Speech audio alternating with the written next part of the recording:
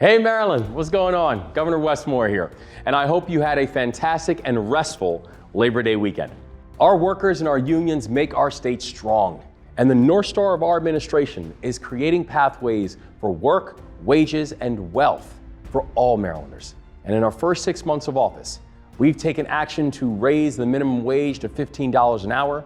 We've invested a historic $6.6 million to bring apprenticeship programs to more Marylanders. We've taken action to cut red tape and provide increased access to capital to low and moderate income communities and empower entrepreneurs. We've been creating more than 30,000 new jobs in the state of Maryland, and we're just getting started. We're building an economy where everyone can participate. And with that, we'll jump into this week's More for More highlights. This week, I met with our first responders and our firefighters in Baltimore to thank them for their service and also talk about how our administration can continue to best support them and their families.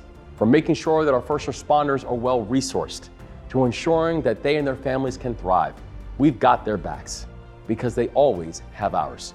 Our Lieutenant Governor and I visited Baltimore Safe Haven, a group of Baltimoreans who are taking action to provide housing services, education, and vocational training to at-risk members of the LGBTQIA+ community. We are proud to have passed the Trans Health Equity Act to expand access to gender-affirming care under Medicaid, and I signed an executive order to protect patients and providers of gender-affirming care from legal action. We are continuing to show up for our LGBTQIA+ community, and I always will. This week, the First Lady and I hosted a reception for iMentor, welcoming youth advocates and mentors serving our students to Government House. Now, I know the power of our nonprofit partners and the role that they play in our society. They are the backbone of our social service network, and the First Lady and I will always lift them up, as well as the young people of our state, to build a stronger Maryland. And finally, the Lieutenant Governor and I love joining agricultural leaders at the Maryland State Fair.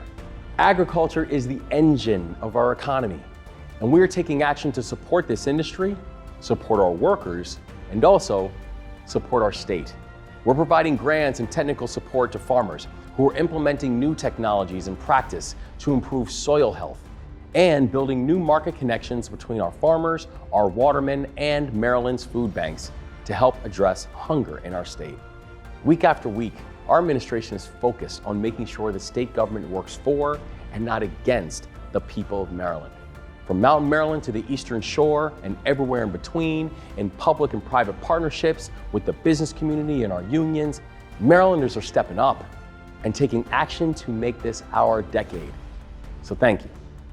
Thanks for all the support, and I'll see you next time.